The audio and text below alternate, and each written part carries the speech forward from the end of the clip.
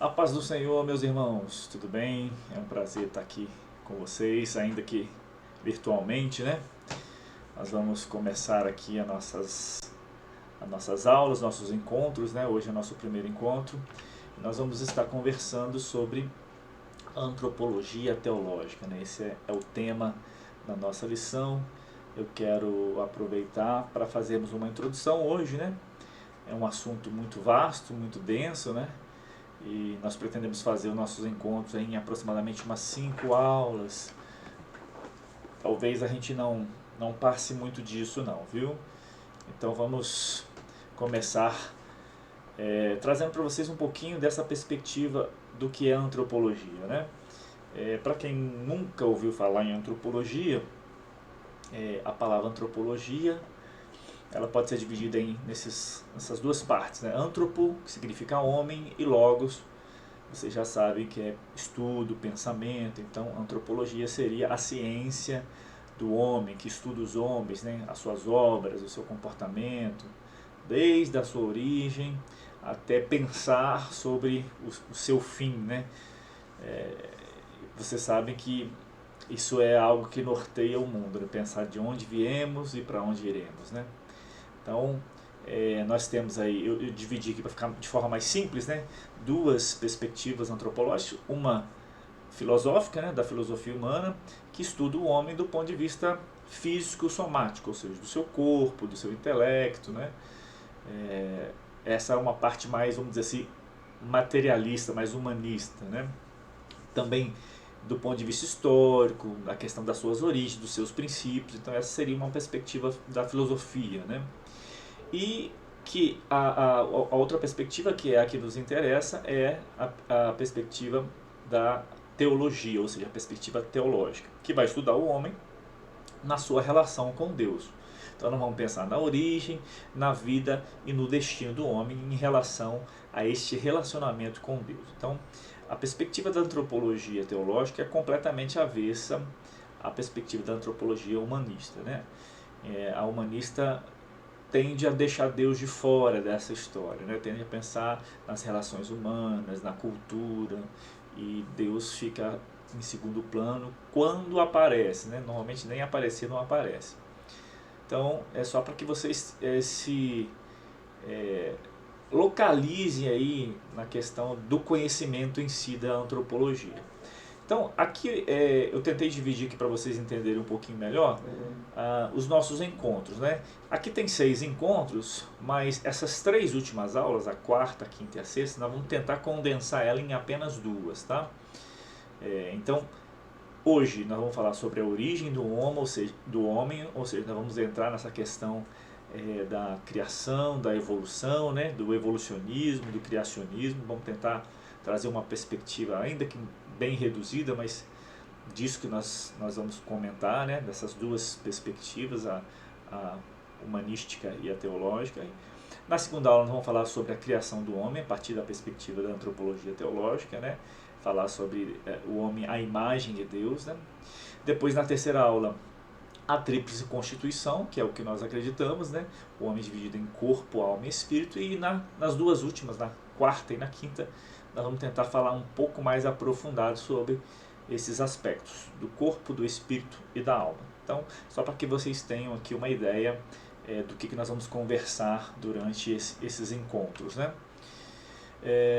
Eu sei que o ideal dessa aula é que se a gente tivesse presencial, né? Porque a gente poderia debater, poderia ter perguntas, mas eu vou me dispor aqui a qualquer questionamento, qualquer dúvida que os irmãos tiverem, podem me mandar a pergunta pelo WhatsApp, né? Vocês estão lá participando do grupo do Médio, então a gente pode ir lá conversar. Para quem não me conhece, eu me chamo Anderson Santana, sou pastor auxiliar aqui na igreja, na Assembleia de Deus aqui em Missões, Juiz de Fora, e nós estamos aqui nesses momentos difíceis de pandemia, né, tentando não deixar parar o instituto, não deixar parar as aulas, por isso estamos disponibilizando elas por vídeo, né? Mas se Deus quiser, ano que vem nós estaremos presencialmente, né? Então, nossa primeira aula, a origem do homem, a criação versus evolução. Então, bora lá, porque nós temos assunto para mais de metro, né? Vamos lá, como introdução, vai cortar um pouquinho às vezes aí, gente, uma letrinha ou outra, mas eu vou estar lendo com vocês, por questões de ajuste aqui, né? A gente tentando compactar para que apareça aí a minha imagem mais o slide. Em alguns slides que eu aproveitei demais, talvez corte um pouquinho, mas eu vou estar lendo com vocês aqui, vai ajudar vocês a entenderem um pouco melhor. Vamos lá então, ó. Na introdução, a antropologia científica e depois a antropologia teológica, né? Vou destrinchar um pouquinho aqui as duas perspectivas que nós falamos lá logo no começo. A antropologia científica, né? A antropologia como ciência, né? Ela faz parte das ciências humanas e ela está inserida nas ciências sociais, né? As ciências sociais são divididas em três áreas: sociologia, antropologia e ciência política. Então, a antropologia, em termos de ciência, está dividida, está inserida nas ciências sociais, nas ciências humanas, obviamente. Então, vamos lá. Ela estuda o homem por suas características físicas e biológicas, ou seja, suas relações e princípios e a sua evolução. E aí, a antropologia vai se dividir em vários tipos de antropologia. Antropologia cultural, antropologia religiosa, antropologia social e assim por diante, né? Uma infinidade de antropologias e que vão sendo mais específicas, né? Já a antropologia teológica estuda o homem a partir da sua constituição espiritual, ou seja, a sua origem, a sua vida, o seu destino e as suas relações com o próximo e com Deus. Então, são perspectivas bem diferentes, mas que ambas estudam o ser humano, o comportamento humano. Obviamente que a nossa antropologia, né, que nós estamos estudando, vai trazer essa perspectiva da relação do homem com Deus. Então isso é muito importante que vocês tenham isso aí em mente, né? Para dividir um pouquinho mais, né, para destrinchar um pouquinho mais as áreas de antropologia, eu trouxe para vocês aqui algumas áreas de estudos da antropologia. Antropologia física ou biológica, do ponto de vista físico-somático, né? Antropologia etnológica e cultural, do ponto de vista de seus ritos, suas crenças, de sua cultura, da sua origem histórica. Antropologia filosófica, do ponto de vista dos seus princípios. E a antropologia teológica, que é a nossa, ou antropologia bíblica, as duas expressões estão corretas, do ponto de vista bíblico, né? Então, a nossa antropologia vai ter como base a palavra de Deus. Então, todo o nosso norte vai basear na palavra de Deus, né?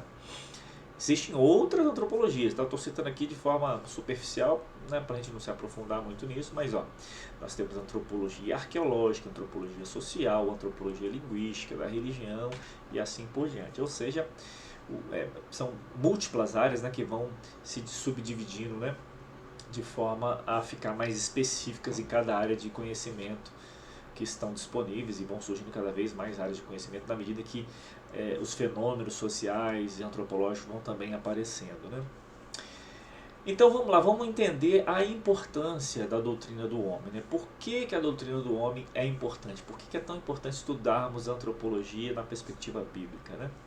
Eu vou trazer aqui dois conceitos, vou ser bem sucinto, né, na explicação deles. São conceitos da filosofia, mas que vai trazer um esclarecimento do porquê, né, da importância de estudarmos a doutrina do homem. O primeiro conceito é o conceito de ontologia, que é o estudo do ser, que diz respeito à essência do objeto de estudo.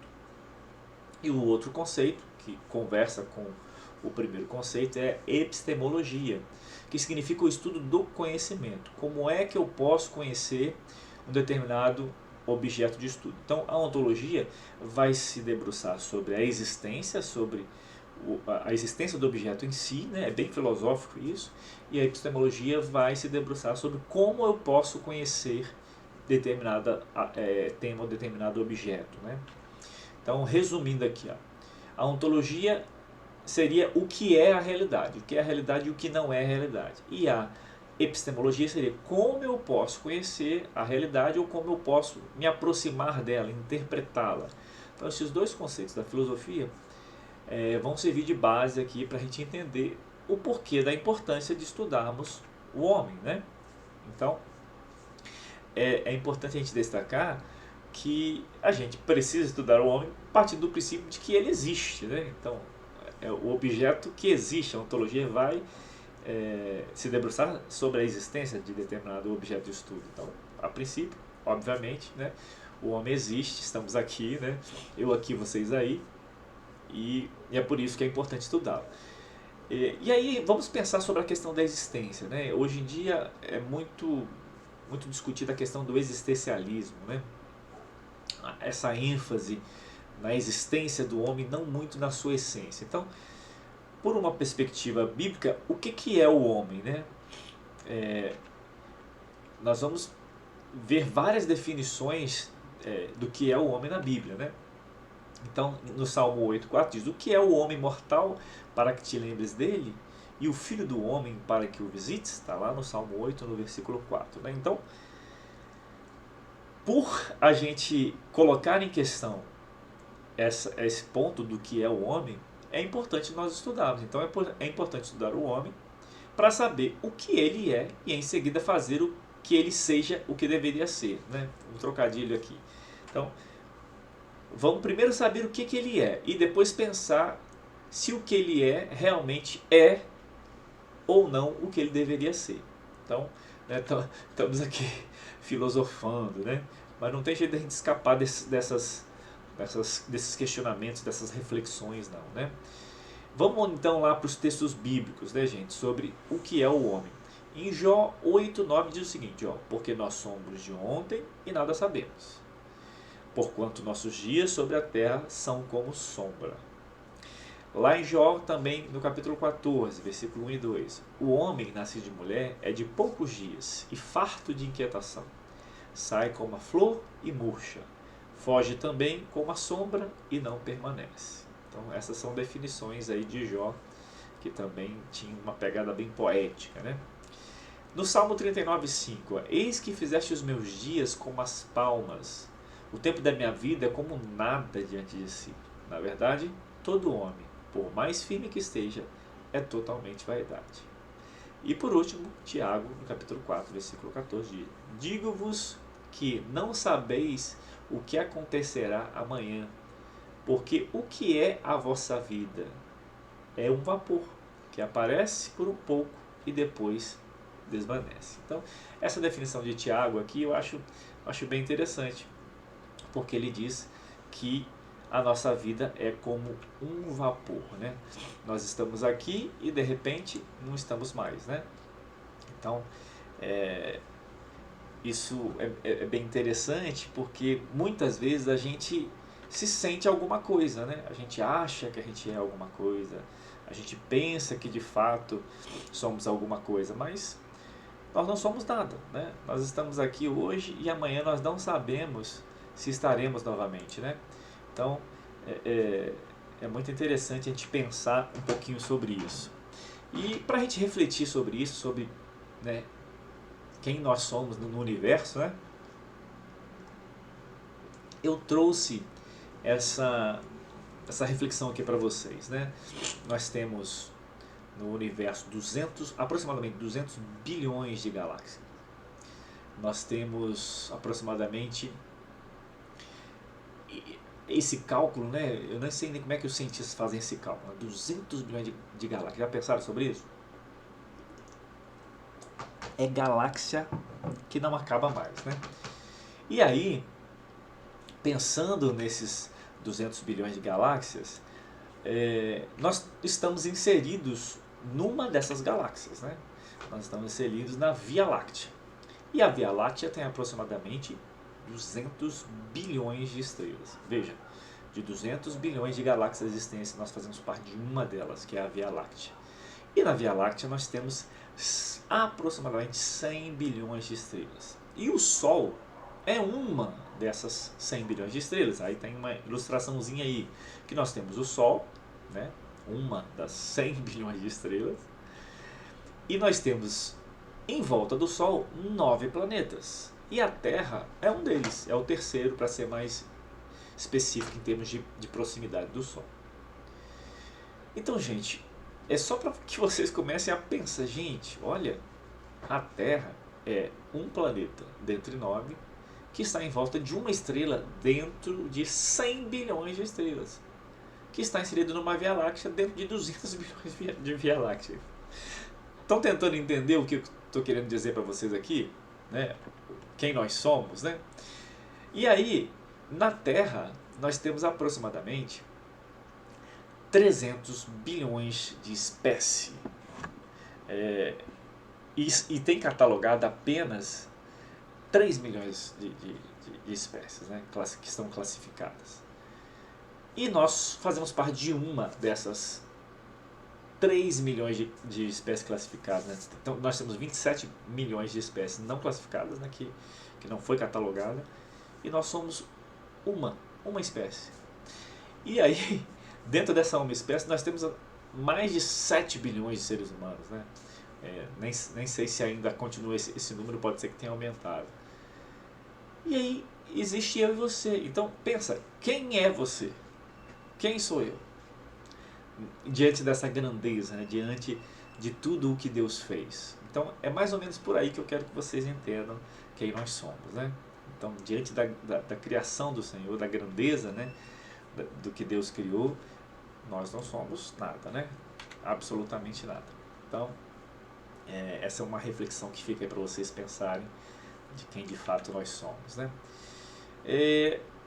Aí nós temos essa definição aí em Romanos 1, 20 a 22, olha, porque as suas coisas invisíveis, desde a criação do mundo, tanto o seu eterno poder como a sua divindade, se entendem e claramente se veem pelas coisas que estão criadas para eles, fiquem inexcusáveis. Porquanto, tendo conhecido a Deus, não o glorificaram como Deus, nem lhe deram graças ante em seus discursos, se desvaneceram e o seu coração insensato se obscureceu, dizendo: sábios se tornaram loucos. Então essa aqui é uma descrição do ser humano diante da criação do Senhor, né? Deus criou todas as coisas, né? Todas as coisas que são visíveis e invisíveis, né? Pelo seu eterno poder, a sua grandeza, né? A gente consegue claramente ver as coisas que foram criadas e é impossível negar a existência de Deus, mas o ser humano, né, presunçoso como sempre dá um jeito de negar a existência de Deus, né? Então é mais uma reflexão que eu quero que vocês façam, pensando na questão, tentando situar o ser humano diante da grandeza de Deus, né? Então é muito interessante a gente pensar sobre isso, porque essa é a perspectiva mais... Esse é o foco maior da perspectiva da antropologia teológica, é pensar no homem em relação a Deus. É como nós, sendo tão insignificante, né? De acordo com aquela ilustração que nós fizemos ali, nós somos tão insignificantes. E como que Deus ainda se importa conosco, né? Como Deus planejou nos salvar, como Deus deseja nos salvar, né? E isso é uma coisa que a gente precisa avaliar, pensar. Meu Deus sendo tão grande, se importa comigo, com você, né? Então essas são aí talvez as perguntas mais feitas, né? Ao longo da humanidade, né? Quem sou eu? Quem somos? O que somos? De onde viemos? Para onde vamos, né? Tudo isso está permeando ao longo de séculos, né, a humanidade, né? De onde viemos talvez seja uma das mais pontuadas, uma das perguntas que mais se tentam responder. Para onde vamos, eu acho que é uma das que a gente poucos têm respostas, né? Obviamente que nós vamos mostrar que pela palavra de Deus nós temos respostas para todas essas perguntas, né? Mas são perguntas filosóficas, né, que estão aí permeando a história da humanidade, a história da filosofia, né, a história do conhecimento. Os grandes pensadores gregos, né, todos eles se debruçaram sobre essas perguntas. Então a busca por essas respostas tem envolvido muitos pensadores, filósofos, antropólogos, sociólogos, psicólogos, cientistas e até mesmo os teólogos ao longo da história da humanidade. Esses últimos na contramão de todos os outros, né? Então todos esses outros cientistas, né? Eu estou falando entre aspas porque há até questionamentos sobre se um psicólogo é um cientista, se um sociólogo é um cientista, né? Mas sim, tem uma discussão grande sobre isso, mas sim, né? como eu falei para vocês, a antropologia, a sociologia e a ciência política estão dentro das ciências sociais, né? Diferente das ciências biológicas, ciências da natureza, que têm outras perspectivas, mas são consideradas ciências, sim. Mas há esses debates, né? E os teólogos, né, são os que estão na contramão de tudo isso. Enquanto eles tentam responder essas perguntas por uma perspectiva, né, materialista, humanística, né, os teólogos vão se voltar para o estudo da palavra, vão se voltar para aquilo que Deus falou a nosso respeito, né? Então tudo que nós somos e sabemos sobre nós está baseado naquilo que Deus falou sobre nós mesmos, né? Então essa é uma questão muito importante, porque nós talvez não saibamos todas as respostas, né? Mas alguma a gente sabe. E essa alguma que a gente sabe, essas algumas, né? Não vou dizer que é só uma, mas essas algumas que nós sabemos, elas estão baseadas no que a Bíblia diz, né? Então, os filósofos materialistas e ateístas afirmam que o homem é apenas um animal racional, fruto aleatório das espécies, né? Atribui a existência humana à obra do acaso. E essa é o tom, né, do que pensa a ciência sobre a existência humana, né? Platão, no ano 428 a.C., declarou: o homem é um bípede sem penas, né? E aí ele está fazendo uma comparação, por exemplo, com as aves, né? E outro pensador importante, o Ruskin, disse o seguinte: o homem é um macaco um pouco melhorado. Então, veja que essas perspectivas todas causam uma estranheza para nós, né? Porque nós sabemos e entendemos que o homem é muito mais que isso. Nós cremos que o homem foi criado por Deus, né? Então, o evolucionismo acaba negando muito, né, a existência e a participação de Deus nesse processo, né? Praticamente eles tiram o homem dessa jogada aí, né? E deixam a origem do homem para uma obra do acaso. Nós vamos entrar um pouquinho aí nessa seara, né? A antropologia humana acredita na teoria da evolução e das espécies por meio da chamada seleção natural, né? A antropologia teológica, ao contrário, né, fundamenta-se na palavra de Deus, que diz: façamos o homem à nossa imagem, conforme a nossa semelhança. Deus revela a si mesmo através das Escrituras, e quem melhor do que o Criador para conhecer o homem a quem criou? Nós vivemos dias em que todas as ciências tentam trazer respostas à verdadeira natureza do homem sem sucesso. Na modernidade, onde tudo é relativizado, é importante nós conhecermos a verdade. Então, para começar aqui, para introduzir esse debate sobre evolucionismo e criacionismo, nós temos que entender isso aí, que Deus se revelou a si mesmo e revelou todo o conhecimento que nós precisamos ter. É claro que a gente não tem todo o conhecimento, há muitas perguntas que não têm resposta, mas o conhecimento necessário, né, está na palavra do Senhor, e é baseado nela que nós vamos, né, desenvolver aqui as nossas reflexões. E vocês sabem muito bem que a ciência vai ter uma visão completamente diferente. Então, essas visões, né, diferenciadas, né, daquilo que os pensadores humanísticos da área das humanidades pensam e o que a Bíblia diz, nós vamos chamar de cosmovisão, né? Então, nós temos uma cosmovisão secular, né, teoria dos homens, e nós temos uma cosmovisão bíblica, né, sobre a perspectiva, sobre a lente das Sagradas Escrituras. Então, o que é uma cosmovisão, para quem nunca ouviu falar essa expressão? É a lente pela qual nós enxergamos o mundo. Está aí uma ilustração bonitinha mostrando exatamente isso. Na perspectiva humana, né, nós vamos olhar para o pensamento secular, a história secular, a ciência, né, tudo aquilo que é considerado científico, né?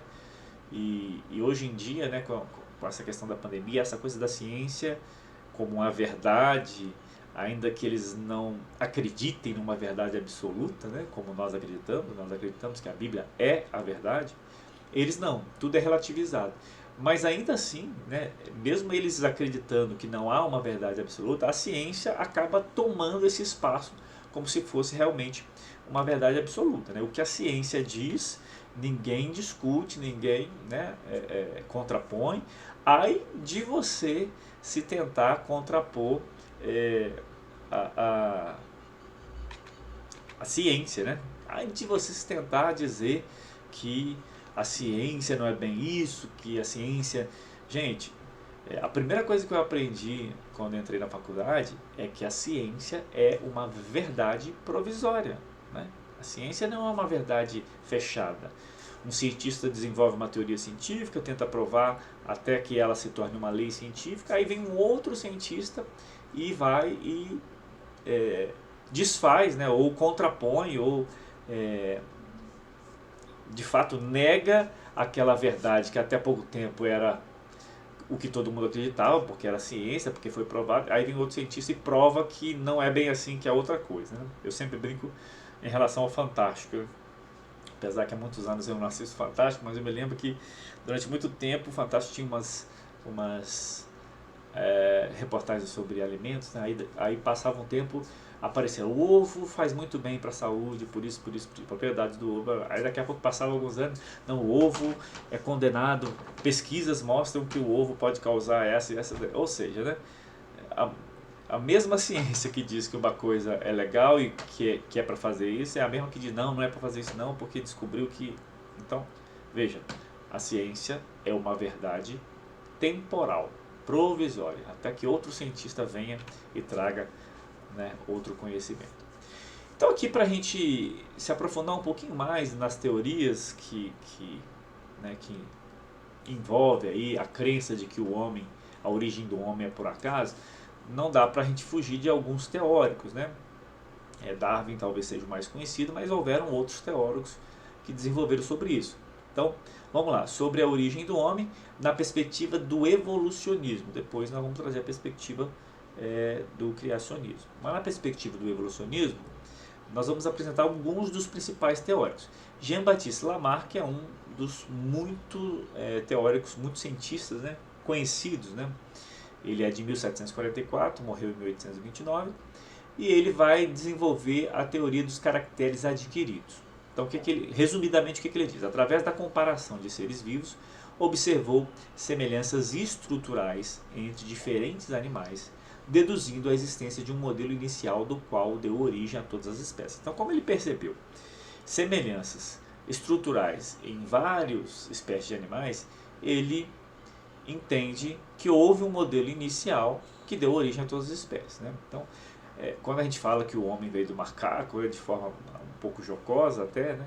Não quer dizer que os macacos viraram homem, né? Quer dizer que o homem, né, na teoria evolucionista, o homem veio de uma mesma raiz que os macacos. Não, a pergunta que fica, então por que todos os macacos não viraram homens? É porque não é que o macaco virou homem, é que o homem e o macaco teria tido uma mesma origem, uma mesma raiz, né? Vieram de uma mesma raiz, uma parte se desenvolveu e outra não, de forma aqui bem rasa, para vocês entenderem um pouquinho isso, né? A gente ouve tanto sobre isso e acaba, às vezes, ficando muito superficial, né? Ele também defendia que os fatores como clima, alimentação, temperatura provocavam transformações diversas nos seres vivos, que essas mudanças eram transmitidas hereditariamente. Então, de acordo com a adaptação que às vezes eles tinham que se adequar, a questão do clima, alimentação, né? Isso provocava algumas transformações, trazendo diferenciações entre uma espécie e outra, e isso depois era transmitido hereditariamente. Então, ele defendia aqui a teoria da mutabilidade, que é o resultado do esforço dos seres vivos por sobrevivência. Por exemplo, a girafa, né? Ele vai dizer que a girafa, né, não tinha um pescoço tão grande, né?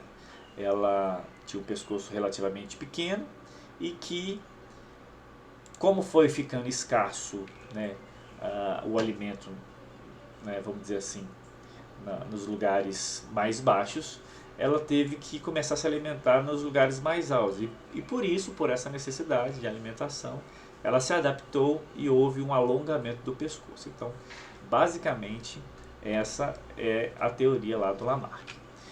Bom, outro teórico aqui muito importante é o nosso querido Darwin, né? Talvez seja o mais conhecido de todos. O que o Charles Darwin defendia? Ele aí é de 1809, morreu em 1882, e aí ele vai se debruçar sobre a origem da espécie. Veja que o que Lamarck defendia vai servir de apoio aqui para o Darwin desenvolver a sua teoria.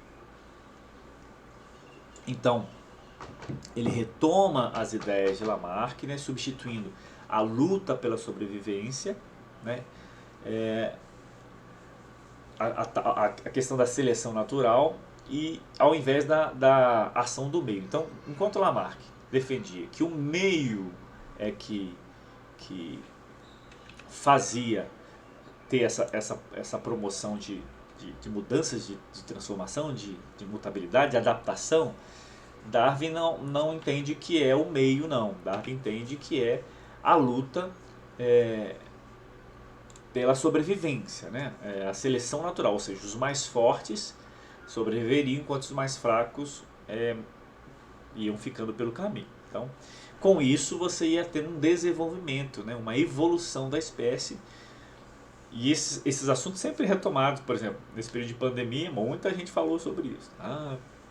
É uma evolução da humanidade, né? Só os fracos. Olha, chegam ao ponto de dizer isso, que só os fracos que morreram e que os fortes sobreviveram. Então, é um negócio bem complicado, né, de se pensar. Mas, bom, vamos voltar aqui para o Darwin, era isso que ele pensava. Então, o que ele pensava? Os membros sobreviventes dessa competição pela vida transmitem as variações a seus descendentes de modo lento, gradual, durante longo período. Então, ele defendia que o homem é um produto da evolução natural das espécies. Sendo assim, passou a ter uma aproximação através de símiles entre o homem e o animal. Então, ele entende que o homem se tornou um ser mais evoluído porque foram espécies que conseguiram, né, indivíduos que conseguiram sobreviver a essa competição natural, a essa briga pela sobrevivência, e aí só os mais fortes sobreviveram. Então, tudo o que existe hoje é resultado disso, dessa seleção natural.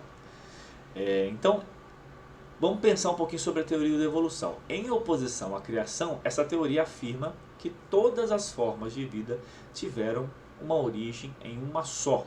Então, todos vieram de um só. Isso aí conversa com Lamarck, né? Com aquilo que ele defendia. E isso aconteceu por meio da seleção natural, né? Então, as espécies mais desenvolvidas surgiram de uma forma inferior originalmente, né? Ele acreditava que todas as espécies surgiram de um micro-organismo unicelular que povoava as águas dos mares. Por exemplo, o caramujo evoluiu e transformou-se num peixe, e o peixe transformou-se num réptil, e depois esses répteis que sobreviveram se transformou num pássaro, e assim por diante, até que o macaco evoluiu e transformou-se no homem, né? Essa coisa de transformou-se, gente, no sentido de que uma parte, né? Não é totalmente, senão os outros teriam desaparecido, mas uma parte, né? Como se houvesse uma cisão assim, e os mais evoluídos iam se desenvolvendo em outras espécies. Então, assim, o homem é fruto dessa evolução aleatória, né, das espécies. Ele seria, então, uma obra do acaso. Isso é o que a teoria da evolução defende, né?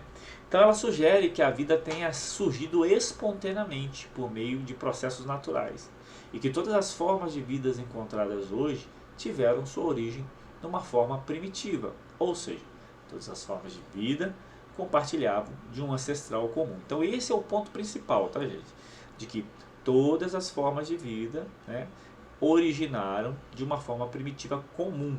Então eles têm aí um ancestral comum, e ao longo dos milhões e milhões de anos dos quais eles acreditam que a Terra tem, né, de existência, foram havendo essas separações, esses desenvolvimentos, essas evoluções, e até chegar no homem que teoricamente é o ser mais evoluído, né? Então, essa teoria é um desafio inicial da teoria naturalista, demonstrar a validade do conceito conhecido por abiogênese. Então, aqui começa a gente a apresentar alguns problemas, né, em relação à teoria da evolução, né? O que é essa abiogênese, né? Ela não é uma lei científica, mas sim uma proposição de que a vida teria surgido de forma natural e espontânea a partir de matéria inorgânica e sem nenhum aspecto de intencionalidade. Então veja que a própria ciência, né, ela acaba se contradizendo aqui, né? Porque como é que algo orgânico pode surgir de algo inorgânico? Isso é um ponto complicado de se explicar, né? E aí eles não têm explicação para tudo também não, né? Então a importância desse desafio encontra-se na oposição de uma lei científica, né? Então pensar na biogênese entra em choque com a lei da biogênese. Esta lei afirma que somente vida pode gerar vida, ou seja, seres vivos provém, na verdade, apenas de outros seres vivos, através da reprodução.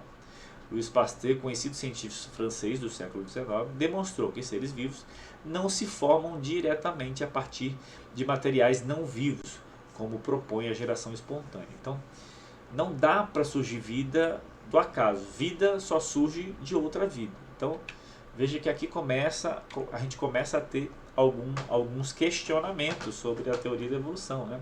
E o que a teoria da evolução faz? Ele acaba dando alguns saltos, né? Olha, a gente não sabe explicar como é que isso se deu, mas o fato é que foi assim, né?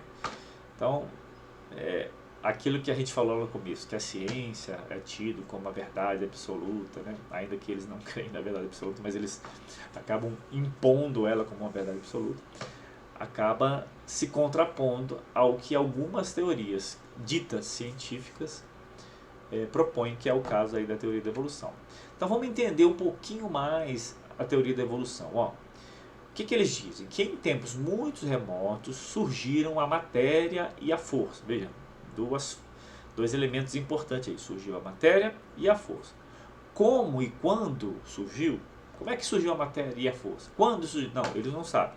Então, deixa isso em aberto. Não sabemos como surgiu, nem como surgiu. O fato é que surgiu. E aí eles vão dizer que dentro da matéria e da força surgiu uma célula viva. E de onde ela surgiu? Também ninguém sabe. Então, eles não se preocupam em responder. O fato é que a matéria e a força surgiram e dentro da matéria e da força surgiu uma célula viva. Como isso, não há explicação, né? Só para que vocês entendam um pouquinho, né, a matéria e a força, a matéria seria um vapor gasoso, uniforme e altamente aquecido, e a força seria a tendência da matéria em manter-se em movimento. Então, esse é um ponto da explicação que deixa algumas lacunas, porque eles não conseguem explicar como e quando a matéria e a força teriam surgido. Continuando aí, entender um pouquinho essa teoria, né, evolucionista, eles diziam o seguinte, que na célula havia uma centelha de vida, né, da qual se originaram todas as coisas vivas, desde o vegetal até o homem, sendo este o desenvolvimento controlado por leis inerentes que em conexão originaram todas as espécies. Então, como é que essas evoluções aconteceram, né? Eles não sabem muito explicar, o fato é que elas aconteceram, né? Então assim houve uma ascensão gradual e constante das formas inferiores de vida às formas mais elevadas até chegar ao homem. Então, desde a ameba, né, passando pelos peixes, pelo réptil, né, até chegar aos primatas, todos eles vieram de um ancestral comum e esse desenvolvimento não se tem uma explicação de como isso aconteceu, se alguém, né, ou alguma coisa controlou, né, direcionou para que houvesse essas evoluções. Então, nada disso tem explicação, e aí que mais uma vez a gente entra nessa questão de que como é que eu posso dizer que é científico algo que eu não consigo explicar, né?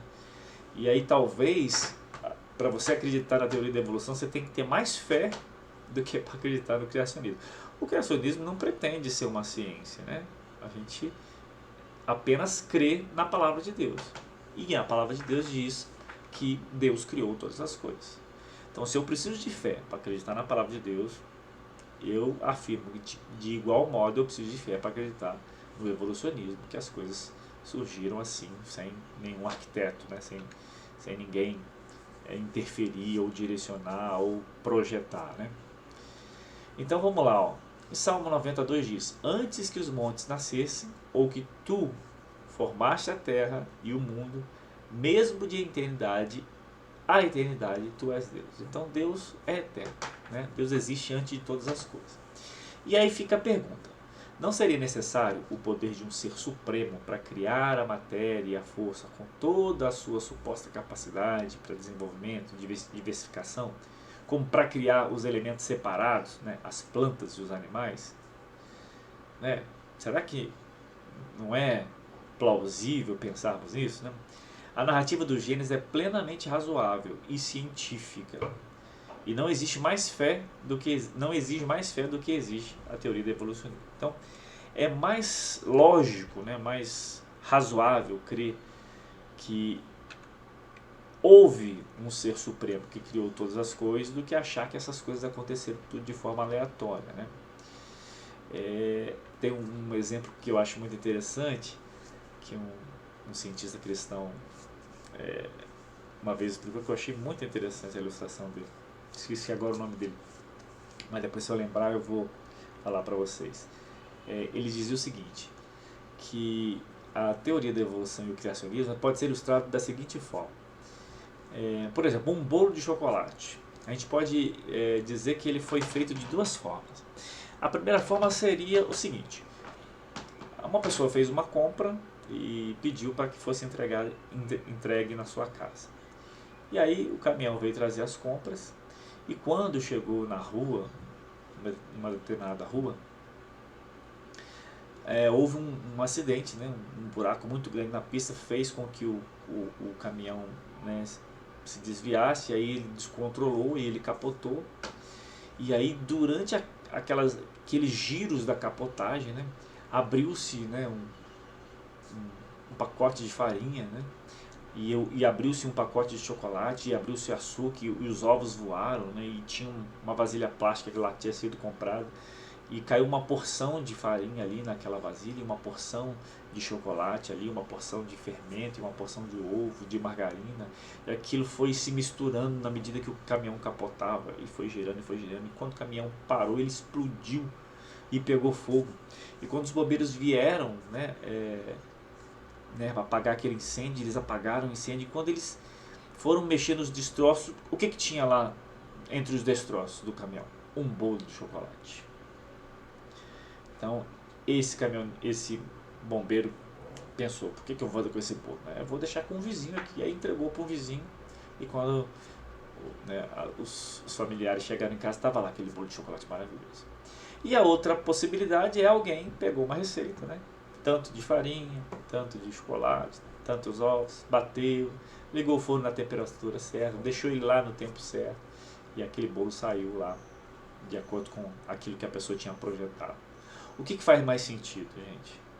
Alguém que pensou na receita e projetou e fez, ou algo aleatório, obra do acaso, né? Então, é mais ou menos essa a analogia que a gente pode fazer sobre o criacionismo e o evolucionismo, né? Outra pergunta que é muito colocado nessa discussão, né, é se os dias da criação são eras ou se são literais, né? Se nós considerarmos o dia em Gênesis 1, como um dia de 24 horas, estaremos em colisão com a pesquisa científica que indica que o planeta foi criado há bilhões e bilhões de anos. Se os dias da criação são de fato era geológica, então a mensagem do Evangelho fica enfraquecida em sua fundação, porque localiza a morte, a doença, os espinhos e o sofrimento antes da queda. Isto é resultado de uma abordagem errônea das Escrituras. Então, muitas vezes a gente tenta encaixar a ciência na Bíblia, né? Ou tenta encaixar a Bíblia na ciência. Ah, não, os dias de criação foram as eras geológicas. Bom, então para a gente acreditar nisso, a gente tem que acreditar que a queda já tinha acontecido antes da criação, né? E a Bíblia diz que a queda acontece depois que as coisas foram criadas. Então, esse é um erro que nós não devemos cometer. tentar encaixar a Bíblia na ciência, né? Então, o que a Bíblia diz? No primeiro dia, que no princípio Deus criou, no início dos tempos, os céus e a terra era sem forma e vazia, e as trevas cobriam a face do abismo, e o Espírito de Deus se movia sobre a face das águas. E disse Deus: haja luz, e houve luz. E Deus viu que a luz era boa, e separou luz das trevas. Deus chamou a luz de dia, e as trevas chamou de noite, e passaram-se a tarde e a manhã. E esse foi o primeiro dia. Então, é esse o relato bíblico da criação, que Deus criou todas as coisas, simples assim. E aí essa tentativa de tentar encaixar a Bíblia na ciência acaba fazendo com que a gente relativize muitas coisas. E aí, se você relativiza uma coisa, você precisa relativizar outra, né? Mas aí, eis a questão do tempo, né? A ciência diz que a Terra tem bilhões e bilhões de anos. Então vamos pensar um pouquinho sobre os métodos de datação da Terra. A ideia de longas eras foi desenvolvida no final do século XVIII e no início do século XIX. Os métodos radiométricos de datação só foram desenvolvidos no início do século XX, época em que praticamente todo mundo já aceitara a teoria dos milhões e milhões de anos. Então, antes da ciência tentar provar isso, já se acreditava que a Terra tem bilhões e milhões de anos, porque para crer na teoria da evolução eu preciso acreditar nisso, porque Darwin diz que isso aconteceu de forma lenta, muito lenta, né? E que por isso a gente não conseguiria observar essas coisas. Atualmente esse método de datação já é considerado falível. Em 1997, iniciou-se um projeto de pesquisa para investigar a idade da Terra. O grupo foi chamado de RAT, Radioisotopo e a idade da Terra. E eles reavaliaram as amostras de 10 camadas de carvão e também de diamantes que foram datados de bilhões de anos. Isso é um grupo de cientistas, viu, gente? Que começou a pesquisar sobre como é que, se de fato essas formas de datarem, né, rochas, fazia sentido, né? Então, todas as amostras continham o tal do carbono 14, né? Então, continha um carbono 14 detectável em baixos níveis. O carbono 14, encontrado em fósseis de todas as camadas da coluna geológica, representa a evidência que confirma a escala de tempo bíblica de milhares de anos para a Terra e não de bilhões de anos. Para que vocês entendam um pouquinho melhor, essa questão do carbono 14, eles precisam partir de um pressuposto de que originalmente havia uma determinada quantidade de carbono 14, né, por exemplo, numa rocha, e que naquele momento você tinha uma quantidade bem baixa de carbono 14, que ele vai se perdendo, né, ao longo dos anos. E aí eles fazem uma escala sobre isso. Mas isso é um pouco complicado porque para eles terem essa ideia, eles precisam partir de um pressuposto inicial de quanto tinha no começo. E como é que eles fazem isso? É aleatório, é meio que um chute, né? Então, a interpretação alternativa da datação por carbono 14 é que a Terra experimentou uma catástrofe, né? Por exemplo, um dilúvio global que depositou a maioria das camadas de rochas e de fósseis. Seja qual for a fonte do carbono 14, a presença dele em quase todas as amostras testadas no mundo inteiro é um firme desafio à idade da antiga Terra. Então, já estão se discutindo a falibilidade dessa técnica, né, de se calcular aí. Tem um exemplo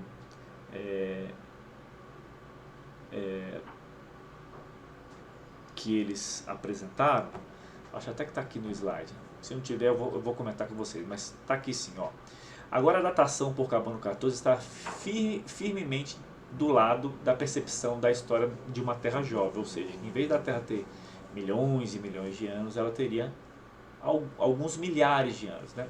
Esse grupo de cientistas, né, o RAT, também fez testes em rochas recém-formadas, com datas conhecidas, usando a datação por potássio-argônio, e o teste falhou em fornecer uma data acurada para rochas que tinham uma idade conhecida. Então, eles pegaram, por exemplo, rochas mais recentes, como por exemplo rochas feitas por vulcões que haviam entrado em erupção, e começaram a perceber que esses testes datavam datas muito aleatórias, né?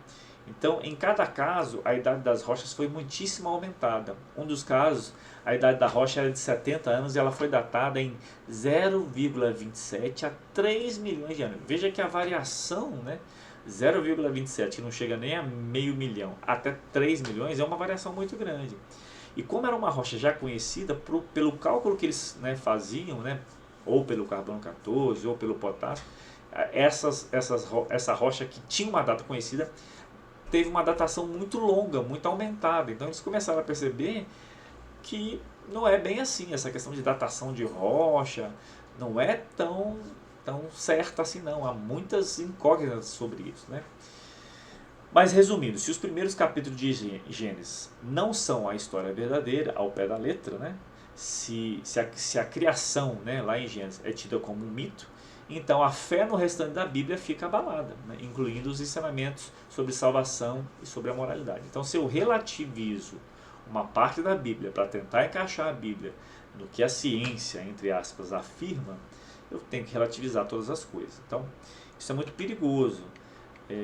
Eu sei que há várias vertentes, né, várias teologias que aceitam um determinado ponto, mas se a gente começa a tentar fazer isso, eu quero provar que a Bíblia não precisa provar nada, a gente precisa crer na palavra de Deus. E à medida que o tempo vai passando, gente, a gente vai percebendo que a Bíblia, apesar de ser um livro milenar, ela é atual, né? Ela não precisa ser atualizada, muito pelo contrário, ela é muito atual, né? E aí, outro ponto inexplicável dessa teoria é a transição do inorgânico para o orgânico. Pois se isso realmente tivesse acontecido, encontraríamos nas rochas provas dessa transformação. Então, como é que eu explico uma coisa inorgânica se tornar orgânica, né? De uma hora para outra? Isso é difícil explicar, né? Na verdade, isso é impossível, né? Pela própria ciência, isso é algo impossível, né? Não se encontra em parte nenhuma do mundo qualquer sinal de vida orgânica que emergisse por si dos elementos inorgânicos. A matéria inorgânica não demonstra nenhuma tendência a transformar-se em matéria viva. Você não vai ver uma rocha se transformar em matéria viva, né? Da mesma forma, não há elo entre o reino vegetal e o reino animal. Então, todas essas questões são levantadas para mostrar que a teoria da evolução continua sendo uma teoria, porque ela não consegue explicar determinadas coisas, né? Então, a passagem do inorgânico para o orgânico é uma delas, e a questão do reino vegetal para o animal também é um outro ponto que é muito questionado, né? Vamos prosseguir um pouco mais, pensando aí nessa teoria da evolução. Questão da espécie, né? Classe de plantas ou animais que tenham propriedades e características comuns e que se propagam sem mudar essas características. Então, espécie seria isso, uma classe de plantas ou de animais que tenham propriedades e características comuns e que se propagam sem mudar as características. Então, quando eu digo que alguém ou algo é da mesma espécie, é porque tem essas características que conseguem se propagar, né, para os seus descendentes. E o que seriam as raças, né? Dentro de uma mesma espécie pode-se produzir variáveis como uma peculiaridade acentuada, em comum à espécie em geral, e que se perpetua em várias gerações, né? Exemplos são os cães, né? Nós temos a espécie canina, mas dentro da espécie canina nós temos uma variedade de raças, né? Mantém-se algumas características centrais, né? Mas outras variam, cor, pelagem, tamanho de focinho, altura, né? Animais são grandes, menores, coloração do pelo longo, pelo curto, características secundárias, né? Então, temos muitas raças que diferenciam uma da outra, porém, todas mantêm características que as identificam como cães. Então, as características principais são mantidas e as características secundárias variam de um para outro. Ao afirmarmos que Deus fez cada criatura segundo a sua espécie, não dizemos que as fez incapazes de se desenvolverem em novas variedades e de se adaptarem ao meio. Ele as criou, cada espécie distinta e separada, e colocou barreiras entre elas. Então, quando eu digo que determinada espécie foi criada por Deus. Isso eu não estou dizendo que elas não podem, por exemplo, se adaptarem. Elas podem se adaptarem, né, ao meio, né? Elas podem sofrer pequenas mutações, mas isso não faz com que elas mudem para uma outra espécie. Então, nós acreditamos na adaptabilidade, na mutabilidade. O que nós não acreditamos é que essa mutabilidade possa acontecer numa escala tão grande que se transforma numa outra espécie. Eu tenho lá um peixe que de repente perdeu uma nadadeira, né, que houve uma adaptação por causa do ambiente, mas ele continua peixe, ele não se transformou, por exemplo, no réptil, né? Então, esse é o ponto. Pequenas mudanças, pequenas evoluções, se é que podemos chamar assim, microevoluções, a gente entende que isso é plausível. Agora, macroevoluções, evoluem de tal forma que se torna uma outra coisa. É isso que a gente não acredita, né, de fato, né? Por isso nós temos esse embate aí com o evolucionismo. Bom, ao afirmarmos que Deus fez... o finalzinho aqui, né, essa parte eu já li. O último tópico é: os animais se desenvolveram sem se transformar em outro animal. Quando os animais cruzam e produzem uma descendência fértil, significa que eles são da mesma espécie. Se isso não ocorre, significa que eles são de espécies diferentes. Então veja, há uma barreira, né, nessas evoluções, né? E há uma barreira até dentro da própria espécie, né? Vamos usar como exemplo aqui alguns tipos de cruzamentos que ocorrem, que acabam se tornando estéreis. Por exemplo, o cavalo e o jumento são de uma mesma família, mas de espécies diferentes. Do cruzamento da égua com o jumento é gerado a mula, porém essa não tem capacidade de gerar descendentes. Ela é estéril, ou seja, não produz uma nova espécie. Então, a mula sempre é um cruzamento da égua com o jumento. Não tem a mula macho e a mula fêmea produzindo mulinhas, né? Então veja que até dentro de uma família que são similares, os equinos, né, você tem diferenças, porque uma espécie é o cavalo, outra é o jumento, né? Então há limitações, né? Por isso que a gente não dá para acreditar que as coisas evoluíram assim, porque dentro de famílias próximas há uma limitação. Então esse exemplo, gente, demonstra como que a teoria da evolução é uma falácia, pois mostra claramente que Deus colocou uma barreira entre as espécies, impossibilitando que uma espécie se transforme em outra, nem mesmo por cruzamento. Então, se nem mesmo por cruzamentos uma espécie pode se transformar em outra, quanto mais cruzamentos de espécies diferentes, ou cruzamentos, ou não cruzamentos, ou apenas evolução, né? Evolução por milhões e milhões de anos. Há barreiras, né? A Bíblia diz que Deus criou cada um conforme a sua espécie. Então, Deus colocou barreiras e é nisso que nós acreditamos. Então, vamos pensar então, gente, por que a teoria da evolução não é uma lei científica, né? Ela pode ser considerada uma teoria científica. Quando você usa a palavra científica, né, tudo fica mais bonito, né? Mas teoria não é lei, né? Porque o que é a ciência? A ciência são conhecimentos comprovados por métodos próprios.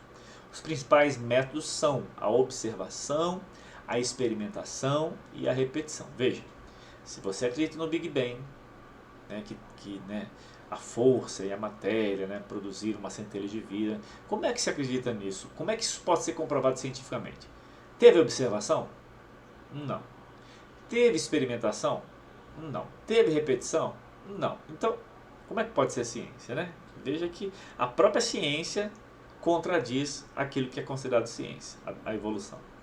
A teologia não é considerada como uma ciência, porque não pode ser comprovada por métodos científicos. Por isso, sua veracidade é negada. Então, as pessoas que são contrárias ao criacionismo vão negá-lo por dizer que ele não é científico. Mas o que eu estou dizendo aqui para vocês é que o evolucionismo também não é científico. Não houve observação, não houve experimentação, não houve repetição, né, desses fenômenos, né? Todas as tentativas, né, de se comprovar determinados fenômenos se mostraram falhas, né?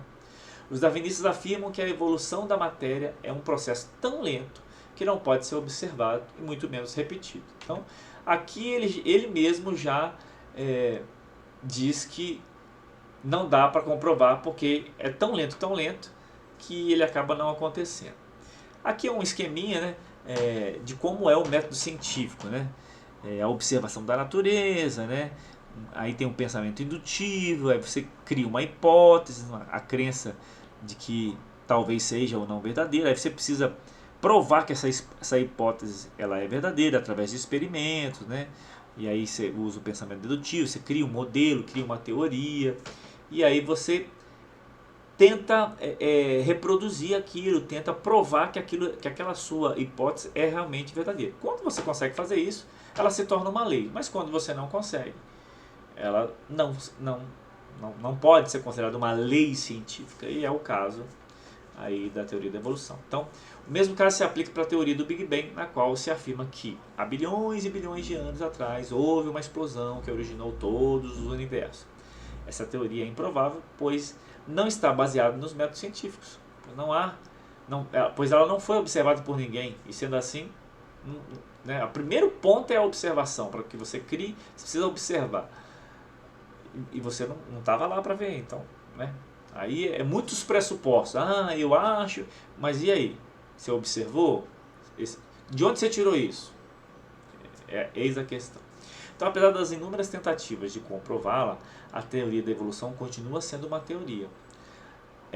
Todas as provas que tentaram apresentar eram provas forjadas que caíram por terra em pouco tempo. Então, há um grande debate sobre isso, uma grande discussão sobre isso, mas o fato é que até hoje não se pôde comprovar nenhuma das evidências, né? Vou citar aqui rapidamente algumas falsas evidências, né? Por exemplo, dos tintilhões das ilhas Galápagos, né? Isso eu acho que foi o Darwin mesmo que fez essa tentativa de provar a evolução das espécies, né? Uma das evidências mais amplamente citada em prol da evolução é a variação entre os bicos dos tentilhões das ilhas de Galápagos, né? Que conforme a escassez, né, do alimento, que eles tinham que caçar o alimento em buraquinhos, em lugares mais complexos, os bicos iam desenvolvendo ou diminuindo, né? Gente, ok, eu acredito que há uma adaptação, né? O bico pode crescer ou diminuir conforme a necessidade, mas continua sendo passarinhos, né? Daquela espécie, não deixou, e não virou uma borboleta, né? E não virou outra coisa, continua sendo passarinho, né? Também outro exemplo aqui, depois dos experimentos com as drosófilas por quase meio século, o geneticista Richard Goldman disse que ainda que pudesse acumular 1000 mutações em uma única drosófila, mesmo assim seria nada mais do que drosófila extremamente estranha. Então, uma drosófila com 2 asas, com 4 asas, continua sendo drosófila, né? Ela não mudou para uma outra coisa, para uma outra espécie. Então, são tentativas muito rasas, né, de tentar comprovar, né? Usa-se a palavra evolução para envolver dois processos muito diferentes. Por um lado, o termo se aplica à variação limitada dentro de um grupo existente, como os tentilhões, como as drosófilas, fato que é observado prontamente e que ninguém pode negar. Por outro lado, o termo também se aplica a mudanças ilimitadas, que leva à criação de novos grupos, proposta que não tem apoio na observação das pessoas e é completamente especulativa. Então, usa-se evolução para coisas distintas, né? Então, pensar numa evolução dentro da mesma espécie faz sentido. Agora, pensar numa evolução macro em espécies diferentes já não faz muito sentido. Então, a essência da teoria de Darwin é que as adaptações pequenas, também chamadas de microevolução, podem ser extrapoladas ao longo de vastíssimos períodos de tempo para explicar as principais diferenças que dividem os grupos taxonômicos, né, a macroevolução. Então, ele usa o exemplo da microevolução para dizer que se existe microevolução, então certamente existe macroevolução. Mas, como diria o sábio, uma coisa é uma coisa, outra coisa é outra coisa. Como vimos, pequenas mudanças não se acumulam para formar o que a teoria requer. Então, é uma afirmação que Darwin faz, mas ela é muito furada, né? E muitos cientistas, né, já contrapõem aí. E a ciência é isso, gente. Alguém apresenta uma possibilidade, alguém vem e fala, não, isso não é possível, isso não existe por isso. Então, os próprios cientistas vão né, debatendo e contrapondo um ao outro. Então, Richard Lewontin é um evolucionista e porta-voz do anticriacionismo. Ele diz assim, ó, a seleção natural não leva ao contínuo melhoramento, à evolução. Ela apenas ajuda a manter a estrutura que o organismo já tem, né, criado. A seleção natural só opera com base na informação já contida nos genes. Ela não produz uma nova informação. Então, um cientista que é evolucionismo, que é contra o criacionismo, faz essa afirmação, contrária à teoria de Darwin, né? Então veja que o debate é bem profundo e bem longo, né? A gente não consegue aqui debater muito profundamente, mas é só que eu quero que vocês pensem, né? Quando alguém questionar, né? Sempre vai ter alguém para dizer, mas você acredita na criacionismo, não acredita na evolução. Vocês precisam ter uma ideia, né? E mesmo porque, a partir da próxima aula, né, superando esse debate aqui do evolucionismo e do criacionismo, nós vamos nos debruçar sobre o criacionismo, né, que é o que nos interessa. Mas um exemplo aqui, ó, fósseis que no passado foram considerados elos intermediários, hoje são encontrados vivos no nosso planeta, iguais aos do registro fóssil. Exemplo mais conhecido é o selacanto, né? Encontra lá um fóssil, não sei em que ano, lá de um selacanto, de uma espécie, né, jurássica de um peixe, mas há pouco tempo encontraram o selacanto vivo, né, no oceano aí que eu também não me recordo qual. Então, de tempos em tempos essas teorias vão caindo por terra, né? Essas possíveis provas de evolução vão caindo por terra. Então, não há qualquer evidência empírica que prove a existência de formas transitórias entre as espécies. Há um abismo intransponível entre os animais irracionais e o homem. Na tentativa de encontrar um elo perdido, fabricaram provas que foram falseadas, né? De vez em quando aparecia homem de Neandertal, homem de Klinefelter, e aí daqui a pouco descobriram que aqueles fósseis não era de nenhum ser, né, intermediário. Ou era de um primata mesmo, ou era de um ser humano, né?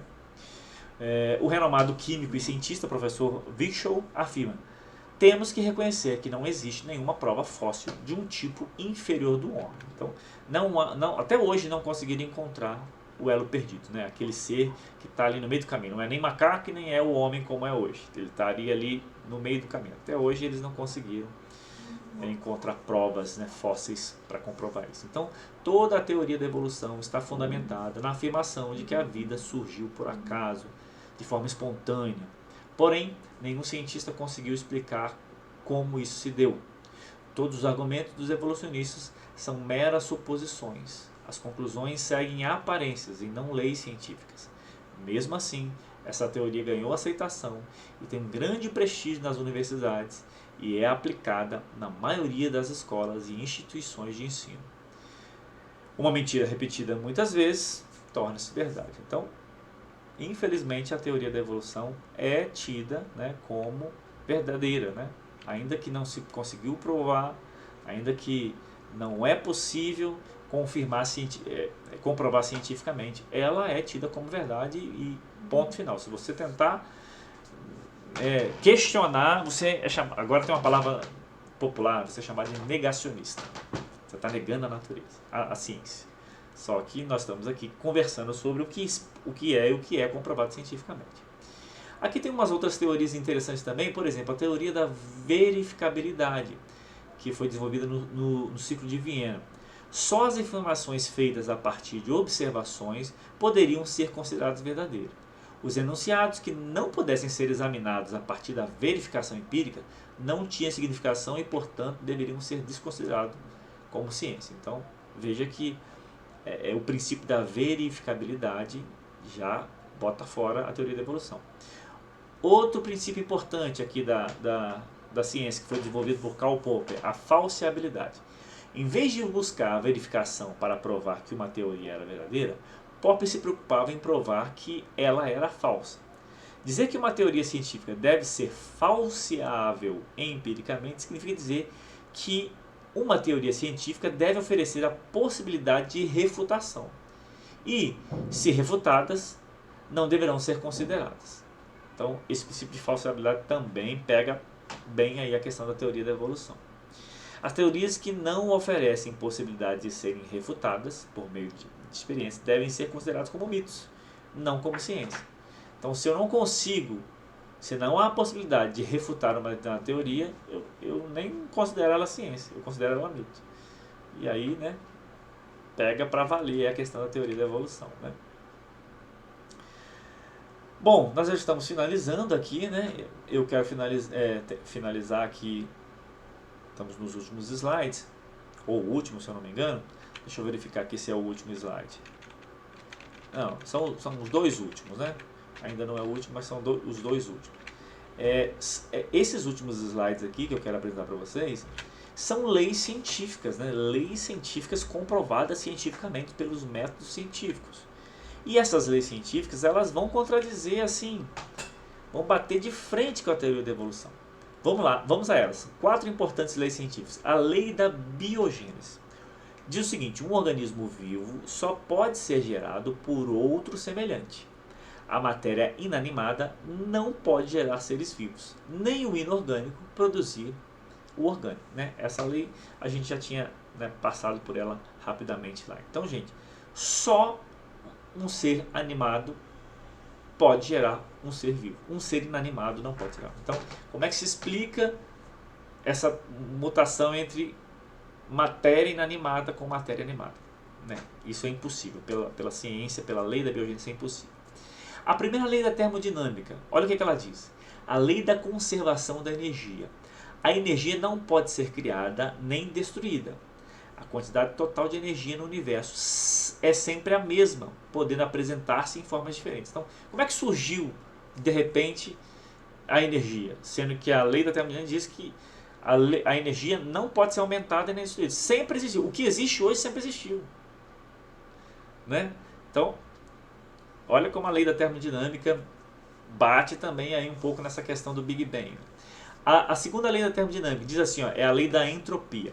O universo caminha de níveis organizados para níveis cada vez mais desorganizados.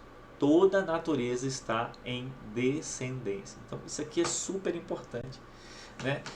Essa lei diz que não existe uma coisa desorganizada evoluindo para uma coisa organizada. É o contrário. As coisas estão organizadas, elas vão se desorganizando. Então, essa é uma que eu acho que é uma pedrada na cabeça aí da teoria da evolução. E a lei da causa e efeito. Nenhum efeito é quantitativamente maior ou qualitativamente superior à sua causa.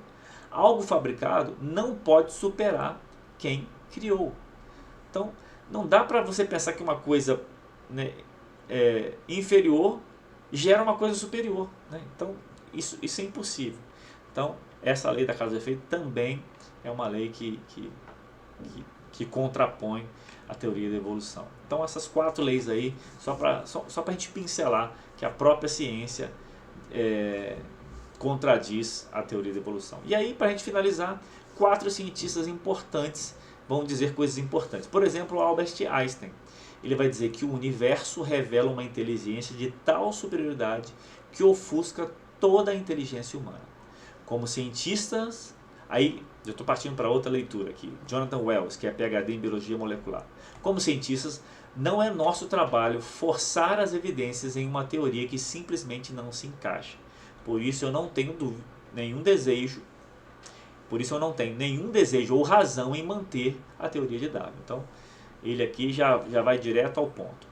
Newton disse o seguinte: este mais belo sistema de Sol, planetas e cometas poderia apenas proceder do conselho e domínio de um ser inteligente e poderoso. Então, Newton, que é um cientista muito conhecido, disse que toda essa beleza do universo só pode ter sido feito por alguém mais inteligente, por alguém superior que projetou todas essas coisas. E fechando, Lavoisier: na natureza nada se cria, nada se perde, tudo se transforma. Então, não dá para dizer que foram criadas coisas novas durante o processo. Tá? O que está estabelecido na natureza está posto e não há como mudar isso. Então, essa é a nossa primeira aula. Nós encerramos, né? Foi um pouco corrido, né? Muita informação, muito conteúdo. Mas a partir da semana que vem, na aula que vem, nós vamos aí nos debruçar sobre a criação do homem, a imagem de Deus. Então, eu me despeço de vocês agora e a semana que vem estaremos aqui com a segunda aula. E aí, se vocês tiverem dúvidas e perguntas, podem colocar lá no grupo através do WhatsApp que a gente vai estar respondendo. Um abraço, pessoal, e até a semana que vem.